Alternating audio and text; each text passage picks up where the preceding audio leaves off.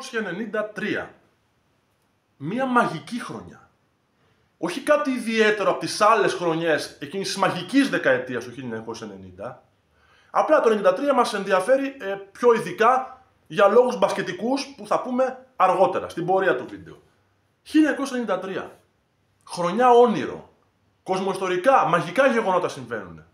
Αρχικά, την κυβέρνηση παίρνει ξανά ο Ανδρέας Παπανδρέου με όλο το επιτελείο. Χιτήρης, Παπαθεμελής, Αρσένης, Λαλιώτης, το Θείο Βρέφος, Τσοχατζόπουλος, Πεπονής, Κατσιφάρας, Ευάγγελος Γιαννόπουλος, Μπουζούκια, Μουστάκια. Μαγεία! Μαγεία! Το 1993 είναι η χρονιά στην οποία η Εθνική Ελλάδος ποδοσφαίρου κερδίζει την Εθνική Ρωσία στο Καφτατζόγλιο, αν δεν κάνω λάθος, με 1-0, με την κεφαλιά αυτού του καλού παιδιού που λέγει ο Μαυρομάτης του Νίκου του Μαχλά, και επισφραγίζει την παρουσία της στο Παγκόσμιο Κύπελλο του 1994 στην Αμερική, στο οποίο πήγε άκλαυτη, έτσι. Παρουσίες όπως Τσιαντάκης, Νιόπλιας, Μουστάκια, Χέτες, τα θυμάστε, είναι όλα ένα και ένα. 93. Μία χρονιά που στη Eurovision η Ελλάδα στέλνει την κετούλα τη γαρμπή με εκείνο το φουστανάκι, το γαλάζιο, θυμόσαστε Ελλάδα, χώρα του φωτός. Τα ελληνικά εξώφυλλα του Playboy κοσμούν περσόνες όπως η Άτζη Σαμίου και η Ασπασία Τζιτζικάκη. Μετέπειτα στον ακάλυπτο αποθεώθηκε, αλλά καταλαβαίνετε τι λέω. Πρώτος σκόρερ της Α1 είναι ο Ρίτσαρντ Ρέλφορντ της Δάφνης, ο Πολύς Ρέλφορντ, έτσι. Πρωταθλήτρια ποδοσφαίρου είναι η ΑΕΚ, Σαβεύσκι, Τσιάρτας, Μανολάς, θα πει κανείς, ναι, αλλά η ΑΕΚ φυσικά είναι η ομάδα, κατά τη γνώμη μου, του σπουδαιότερου αμυντικού διδήμου στην ιστορία του ποδοσφαίρου, Βάιος Καραγιάννης και Χάρης Κοπιτσής, τεράστιο respect, άπειρη καλτήλα και όλα αυτά. 93. Μια μαγική χρονιά που υπουργοί οικονομικών είναι ο Σουφλιάς και μετά ο Γεννηματάς. Τρέχα γύρευε, οι αναμνήσεις ξαναγυρίζουνε και όλα αυτά τα υπέροχα πράγματα, το δωρεάν μάθημα καλτήλας, το λίγο σύντομα, γιατί θα βάλω τα κλάματα, και πάμε να ξεκινήσουμε με το αμιγώς μπασκετικό που θέλω να σας παρουσιάσω απόψε.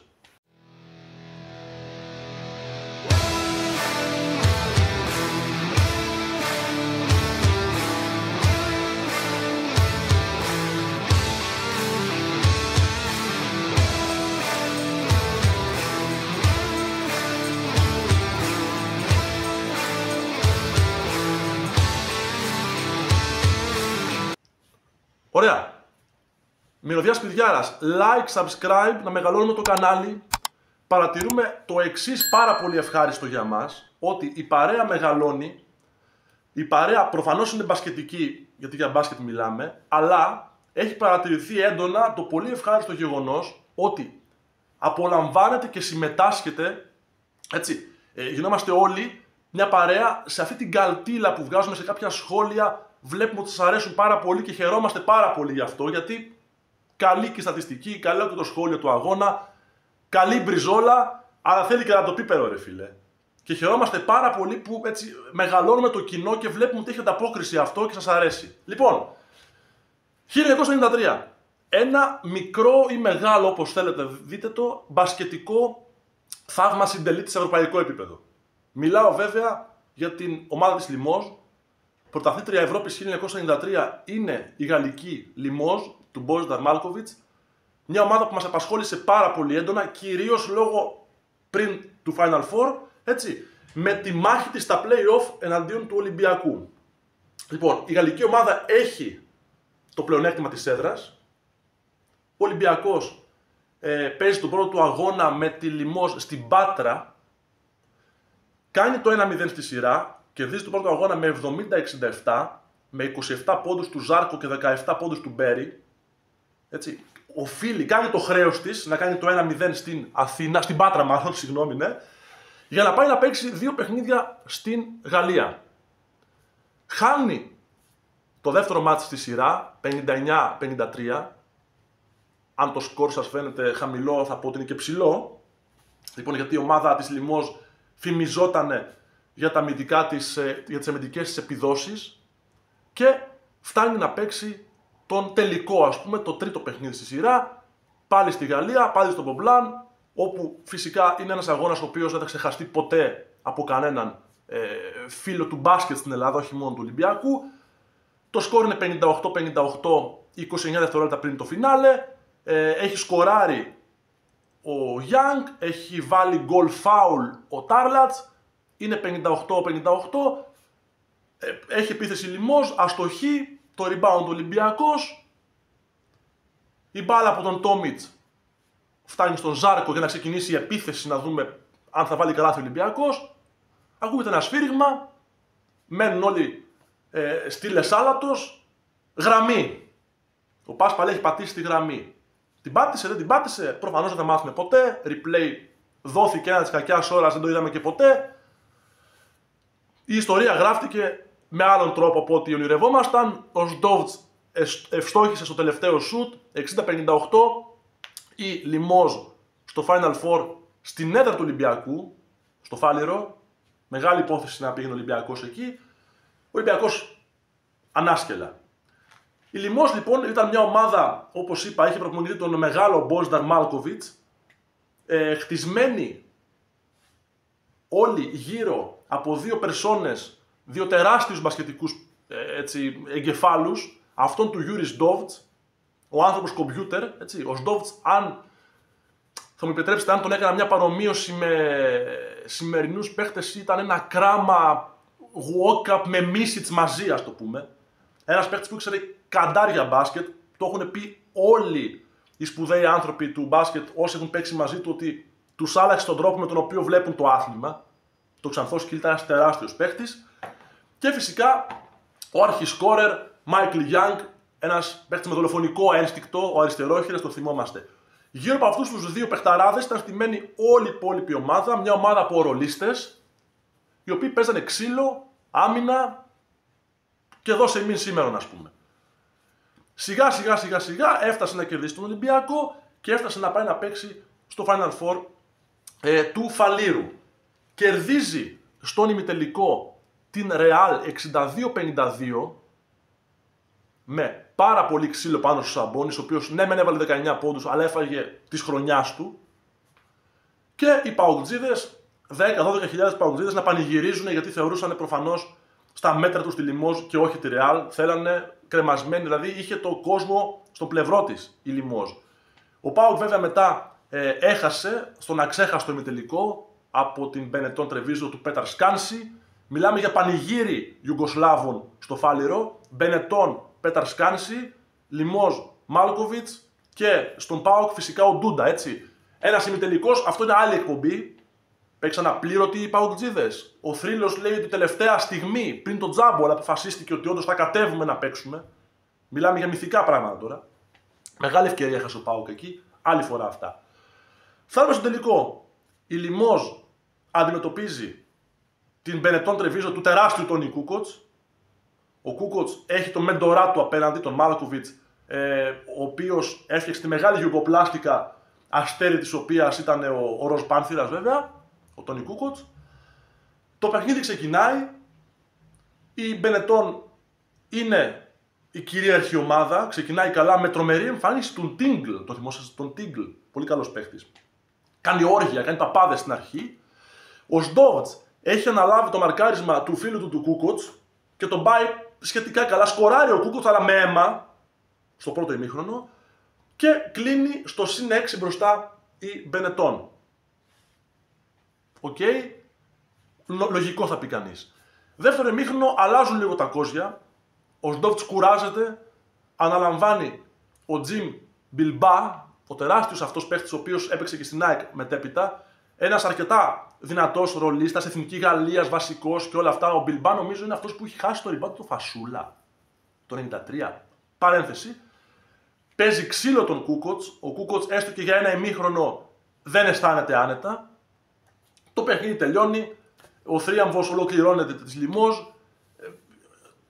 Ο Ντακουρί, ο αρχηγός της ομάδας, σηκώνει, έτσι παίρνει το κύπελλο και το σηκώνει στον ουρανό του Φαλήρου. Ο Σκάνση ορίεται. Μυθικές ατάκες. Απόψε πέθανε το μπάσκετ. Θα ανοίξω πιτσαρία, να λέει ο Σέρβος τεχνικός. Ο Μάλκοβιτς να απαντάει, και εγώ αν είχα τον Κούκοτς, είδατε την μπάσκετ, έπαιξα με την Γιουγκοπλάστικα, τώρα έχω αυτούς, έτσι παίζω. Τέλος πάντων, ο Κούκοτς κλάματα, ήταν το μυαλό του ήδη στο Σικάγο, στο οποίο μετακόμισε αργότερα. Η ιστορία γράφτηκε με αυτόν τον τρόπο. Μία εποποιία, ένα μπασκετικό θαύμα, μια νίκη του Δαβίδ απέναντι σε πολλούς Γολιάθ, όχι μόνο έναν. Η Λιμόζ παρουσίασε το σύγχρονο μπάσκετ, το αντιμπάσκετ, όπως θέλετε πείτε το. Έτσι έκρινε ο coach ότι μπορούσε να τα καταφέρει, έτσι και έπαιξε. Για την ιστορία θα αναφέρω τους 10 της Λιμόζ: Μάικλ Γιάνγκ, Τζιμ Μπιλμπά, Σντόβτς, Βερόφ, ο Ρεντέν, ο αρχηγός ο Ρισάρντα Κουρί, ο Φορτέ, ο Μπιτέρ, ο Ντιπρά και ο Εμπαγιά. Λοιπόν, αυτοί οι 10 γράψανε ιστορία στο ευρωπαϊκό μπάσκετ. Είτε τους μισήσατε, είτε τους λατρέψατε, που δεν νομίζω, μάλλον τους μισήσατε. Αυτοί οι 10, 12, 13 πώς ήταν μαζί με τους προπονητές άνθρωποι, καταφέρανε να νικήσουν τους πάντες και τα πάντα, και μόνο για αυτό η ιστορία γράφει το όνομά τους με χρυσά γράμματα και αξίζει να μνημονεύεται για πάντα. Λοιπόν, αυτά, έτσι ένα μάθημα ιστορίας, να θυμούνται οι παλιοί, να μαθαίνουν για καινούργια κάποια πραγματάκια. Η μεγάλη Λιμόζ του 1993 και εμείς ως Κόρτσι Podcast βεβαίως ψάξαμε, βρήκαμε ένα από τους πρωτεργάτες εκείνης της χρονιάς, έναν βασικό συντελεστή του τελικού, γιατί εκτός από το ξύλο στον Κούκοτς έβαλε και 15 ποντάκια. Μιλάμε βεβαίως για τον Τζιμ Μπιλμπά, ο οποίος μας έκανε έτσι το δώρο να μοιραστεί μαζί μας κάποιες αναμνήσεις. Λοιπόν, απολαύστε τον, Τζιμ Μπιλμπά. Okay. Και μαζί μας, για του λόγου του αληθές, ο Τσάρλς Μπάρκλεϊ της Ευρώπης, θα τολμήσω να πω. I just thought that you were the European Charles Barkley from that era, 92, 93, 94. Okay, so Jim Bilbao is with us, the great French player, an undersized power forward who had a fantastic career, and what we want to hear from him is the Limoges Championship, in his own words. So, Jim, welcome.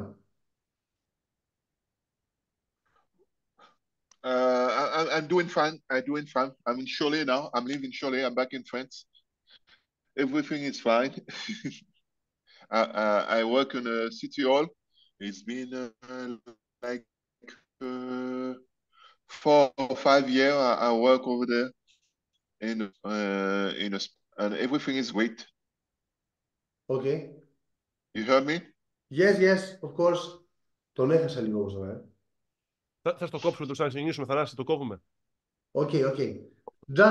Just tell us about this one fantastic year you had, not only you, but all the team in Limoges, so you won the championship, the European Championship. First of all, me, this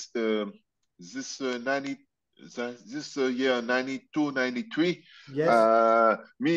I just arrived in the team. The Limoges SP work with me, but I don't talk to anybody. I don't talk to the coach. I don't talk to the assistant. I don't know nobody. I don't expect. I don't have no expectation. So me, I just arrived in August, and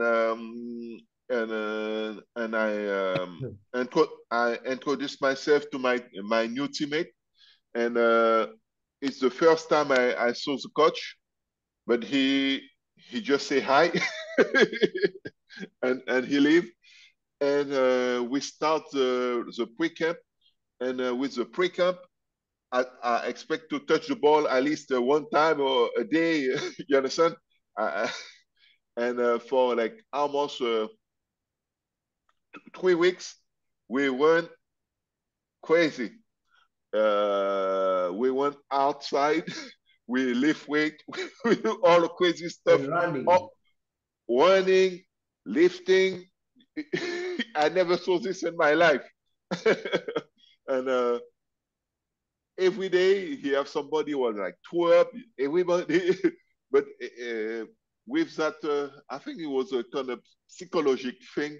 He just tried to build a team with the psychology so everybody can stick together when we have a hard time.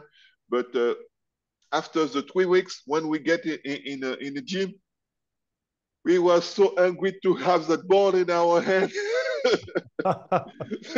so you can imagine. So we expect when we get in the gym, he will be relaxed a little bit. It was the same. It was the same like the pre-camp. We practiced 2 hours, 2 hours in the morning, 2 hours on the evening, but 200% every time, 200%. Wow. And after some time we practice 2 hours in the morning, 2 hours in the evening, and he say, okay, for you guys sleep very good because you don't work physically. He start to make us make some drills for sprinting, you know. But for me, I was young, so that helped me to pass my level. You understand what I mean? So yes. To pass that barrier. So for me, that helped me. I think for Richard was the older guy. It wasn't the same thing. What were the expectations from that year? Did they tell you that you have to go to the Final Four or the quarterfinals? So what did they tell you about the EuroLeague from that year? Do you remember? I don't remember. I don't remember they tell us to win the championship or something like this. But when I get in Limoges, I saw they have a big expectation. I remember we make the friendly game and we lost only 1 game, and it was like the world fall on our head. So it's then I understand we cannot lose any game. It's any game. So I think maybe the expectation was maybe get there in a quarterfinal. So it will be great for Limoges SP and for the French basketball. But Boζινταρ Μαλκοβιτς built a team where all the players was complementary and we stick together, and we feel this. We feel when we was playing, we can beat anybody. We can beat everybody because we have a great defense team. Everybody, we know what everybody can do. So slowly, I think when we start with two lost, and the team was two lost, and the team start to say, okay, maybe we have to only care about the French championship. And after we get 1 win, and win, and after the mentality change, and when they say what team we beat, they say, maybe we can do something with that team. Yes. Tell us about your cooperation with Michael Young and Juris Dovc. Was Juris Dovc a working computer in the court? Yeah, Yuri was our brain, and Michael was our scorer. You know, we do everything to put him on a good space for his score. You will give us the tempo. You know, he was my teammate he was on my room. He never said a word for a year. Maybe bonjour. That's it. We don't talk a lot, but on the court we talk a lot. We have that, but we don't speak a lot. But we spent a good year. Anyway, when we was in a hotel, we don't have time to talk. We were so tired, we want to sleep. All we think about it was to sleep. So, but you know, all the teammates understand. Michael was was our goal guy. And we have some another teammate can bring some scoring, different scoring, like Willy Reden, like Mark can bring some verticality. Richard with his experience, his approach of the game. Because me, I was young, you know, it was my first time I played in the EuroLeague too. So all this guy give me some advice for approach the EuroLeague, and me, I was like, I take any advice, and that worked. That worked. Two last questions. First of all, how difficult was it for you to play, you as a team, to play against Olympiacos in the quarterfinals? We remember us Greek children at that time. I was 10 years old, Michalis was 8 years old. Eight. That we were very sorry that Paspal stepped on the line. You remember the last call? Yeah. Yes. So that changed everything. Do you remember something from that game? I remember the first game. We in Olympiacos, it was difficult. We can't control anything. The public make so much pressure on us, everything, and we wasn't expect this. The second game, we say we don't have nothing to lose, you know, at home, and it was win or die. And when we get on our court, it was I never saw this in my life.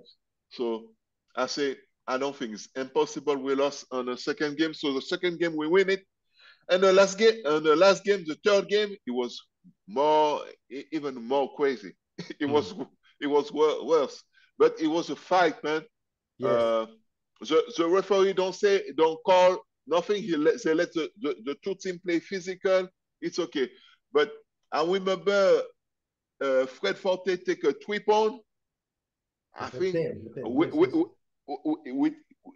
we try to get a rebound and the ball go outside, and they make a halberd and they give it to Pascal, and I saw the referee whistle. I said, "What happened? We don't have no foul, no foul." and he said he stepped his foot on the line. I say, "Wow, that is a sign." It was a sign. We have an angel. We have the God. Was with us this day. And maybe how many years? 20, 30 years after, they say, "Do you remember who scored the last basket?" I say, "Man, I don't even remember nothing." And we watch a game. we was watching. All the team was watching, and even you don't remember it was him who scored the last jump shot for we qualify for the Final Four in Athens. But me, I don't know. I have a very great feeling in Athens. Many things good happened to me in Athens. The proof I come in AEK, I win the championship. Who's expect this? Yes. From 2-0 behind. 2-0 behind, yes. 2-0 behind, so, you know, but I think Bozidaar have a plan. He don't talk to nobody, but he has a plan during all the season. So we saw the plan, we understand the plan after. One last thing. Talk to us about how difficult Tony Kukoc was in the final. That's the same question for me. Who was the harder to defend, to have a battle? Tony Kukoc or Walter Berry? Not best player, harder to mark. I think the both was good, but we know Tony has that experience, and he can score. He can he can make his teammate better. And we have to have eyes every time on him. Don't let him get the ball. But I think if you remember during the final, maybe on a 4 or 5 attack, we let him get the ball, and it's impossible because he was so tall. Yes. And he has so much talent. He scored. You give him like 1 or 2 seconds, and he scored. And I remember we was saying to Fred because they switched with Yui on 1 or 2 possession, and he scored 2 times 3 points. We say, Fred, even he score, even you switch, don't have him, put him pressure, try to do some so he can do some else. But even he drive and he score and he got 2 points plus 1. So I think for all the hard work we do, and we have a guard with us on the final that help us to come back, because on the first half we was, I think we were stressed. We don't play our basketball. On the second half we play better, and Michael Young play better. And like the season, sometimes Mike don't feel good. He don't score. But some another teammate show up. But for me, that is a good remember. Plus for me, it was my first title. Yes. So and what a title! What expect more? And so it was a good lesson. And for me, all my teammates and the coach and the assistant coach, that was a good lesson, and there will be some good. We will have some good friendship forever. Okay, thank you very much, Jim. Thank you, Jim. You have been very helpful, very polite, very kind. Thank you for everything. Thank you, and say I say hi to. Bye, thank you. Μιχάλη, ευχαριστώ πάρα πολύ και θα τα πούμε φυσικά σε επόμενες εκπομπές. Γεια χαρά. Βεβαίως.